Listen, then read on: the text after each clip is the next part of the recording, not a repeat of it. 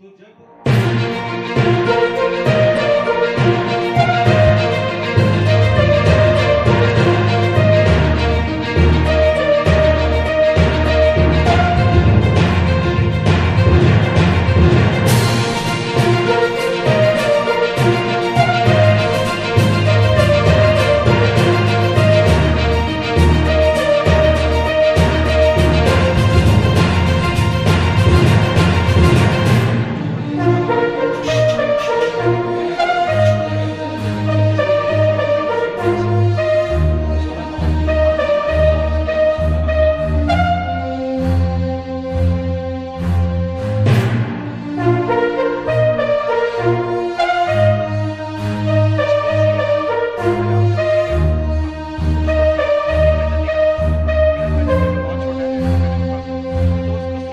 हैं या सब ओके।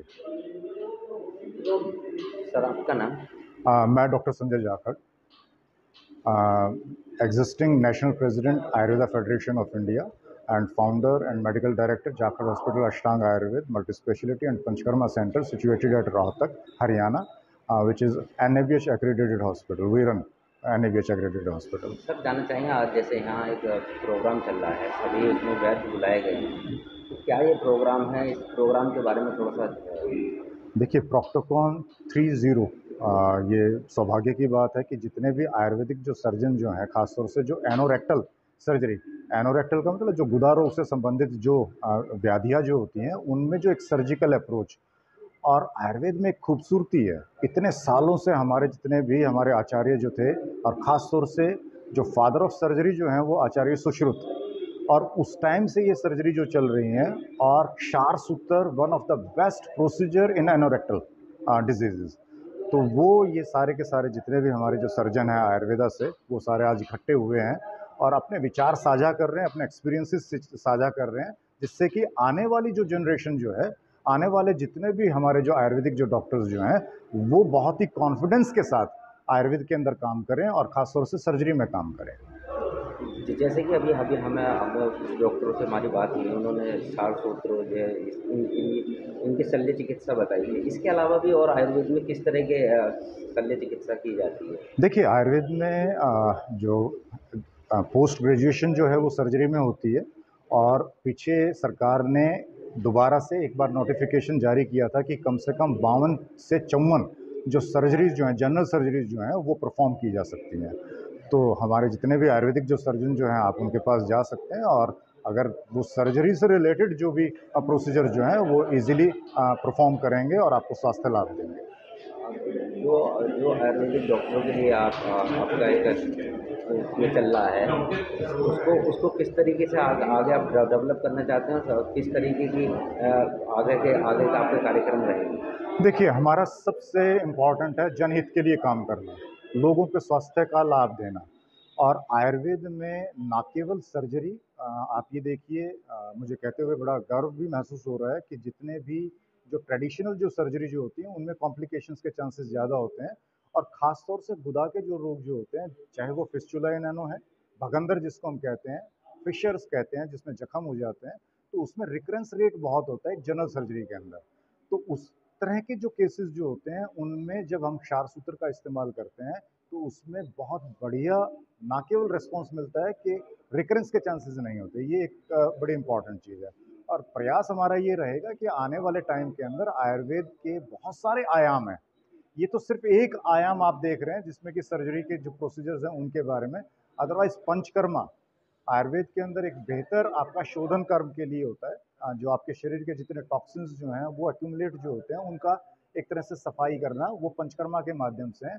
और जितने भी क्रॉनिक इलनेस हैं, जो पेशेंट 5-5, 7-7, 8-8 साल से पीड़ित हैं अलग अलग बीमारियों से, उनसे मैं रिक्वेस्ट करना चाहूँगा कि वो आयुर्वेद में आएँ, और ख़ास तौर से चाहे वो आपके गुदा रोग से संबंधित हैं तो क्षार सूत्र का इस्तेमाल वो करवाएं, और जितने भी अगर आपके क्रॉनिक इलनेस हैं, लाइफस्टाइल डिसऑर्डर्स हैं, आज के दिन लाइफस्टाइल डिसऑर्डर्स बहुत ज़्यादा हैं, आप थायराइड ले लो, ओबेसिटी ले लो, हाइपरटेंशन ले लो, डायबिटीज़ ले लो, ये ऐसी बीमारियां हैं, मरीज उसमें दवाइयां खाते जा रहा है, और दवाइयां बढ़ रही हैं, घट नहीं रही। लेकिन आयुर्वेद एक विकल्प है जिसमें कि आप ना केवल उसको रिवर्स कर सकते हो, आप इन बीमारियों से छुटकारा दे सकते हो। सिर्फ दो चीज़ें, आहार और विहार के ऊपर आप फोकस करें, और नंबर 2 अपना शोधन कर्म करवाएं पंचकर्मा के द्वारा।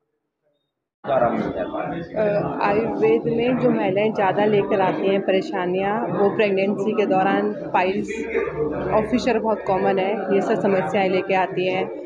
बाकी जो प्रेग्नेंट वुमेंस नहीं हैं वो रसौली की समस्या लेके आती हैं, वाइट डिस्चार्ज की प्रॉब्लम्स लेके आती हैं, रेगुलर मेंसेस की प्रॉब्लम्स लेके आती हैं।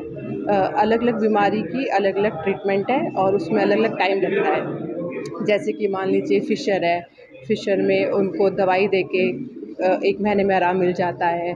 पाइल्स है, उसमें क्षार सूत्र करवा के 7 से 10 दिन के अंदर आराम मिल जाता है। मान लीजिए कोई महिला है, कोई युवती है, उसकी शादी हो चुकी है लेकिन 4-5 साल हो गए बच्चा नहीं हो रहा है, तो ऐसे भी पेशेंट आपके पास आते होंगे, उनको किस तरह का ट्रीटमेंट दिया था? उसकी ओवरऑल जितनी भी रिपोर्टें हैं सब नॉर्मल हैं, तो हाँ जी। क्या ऐसी कमी कमी रह जाती है जिसकी वजह से बच्चा कंसीव नहीं हो पाता? जी, बच्चा कंसीव ना होने के बहुत सारी रीज़न्स हैं, जैसे कि मैंने आपको बताया रसौली एक उसमें से है। बाकी मेल पार्ट भी इन्वॉल्व होता है उसमें, जितना कि फीमेल ऐसा होता है। और इसमें आयुर्वेद में ट्रीटमेंट में उत्तर बस्ती है, जो कि बहुत अच्छी है, इसके काफ़ी अच्छे रिजल्ट्स होते हैं। डॉक्टर साहब आपका नाम और कहाँ प्रैक्टिस करते हैं? मैं डॉक्टर सिद्धार्थ मित्तल कानपुर से। मैं छार सूत्र का स्पेशलिस्ट हूँ और कानपुर में छार सूत्र की प्रैक्टिस करता हूँ। ये सार सूत्र जिस तरीके से किया जाता है, इसका इलाज कितने दिन का होता है और मरीज को कितने दिन में से इससे रिलीफ मिलता है? अगर हम फिशर की बात करें, फिशर एक बीमारी जो होती है वो सबसे ज़्यादा कॉमन बीमारी है रेक्टल की बीमारियों में, तो उसमें इलाज करने में 15 मिनट का समय लगता है आमतौर पे। सबसे पहले बताइए फिशर होता कैसे है? चलिए बताता हूँ। लैट्रिन के रास्ते पे जो हमारा मल मार्ग जो है उस पे जोर पड़ता है, जैसे मल का कड़ा आना या देर तक बैठना, उसकी वजह से जोर पड़ता है तो वहाँ की नस फट के घाव बन जाता है।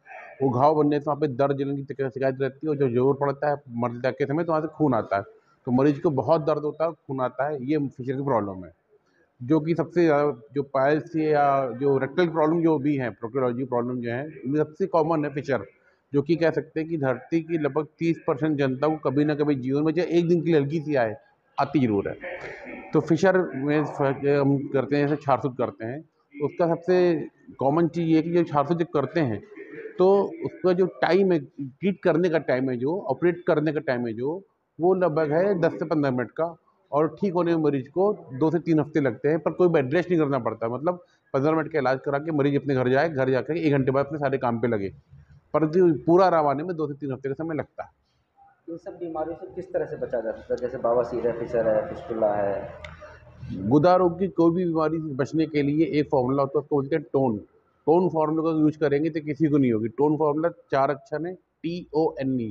T for 3 minute for evacuation, मतलब मल त्याग के लिए 3 मिनट से ज़्यादा का समय नहीं देना है। ओ फॉर वंस, मतलब वंस अ डे, दिन में एक बार से ज़्यादा मल त्याग के लिए नहीं जाना है। TO हो गया। एन फॉर नेवर स्ट्रेन, मतलब मल त्याग के लिए समान प्रवृत्ति जो आ रही तो आ जाए, परंतु जोर नहीं लगाना, स्ट्रेन नहीं देना है मल त्याग के लिए। और ई फॉर एडुकेट या enough intake of water and fluid and fibre, मतलब हमको खाने में फाइबर और लिक्विड की मात्रा खूब सारी लेनी। तो TONE, ये फार्मूला अगर हम करते हैं तो किसी को भी गुदा मार्ग की कोई भी बीमारी कैसी भी होने के चांसेस लगभग नगण्य हो जाते हैं।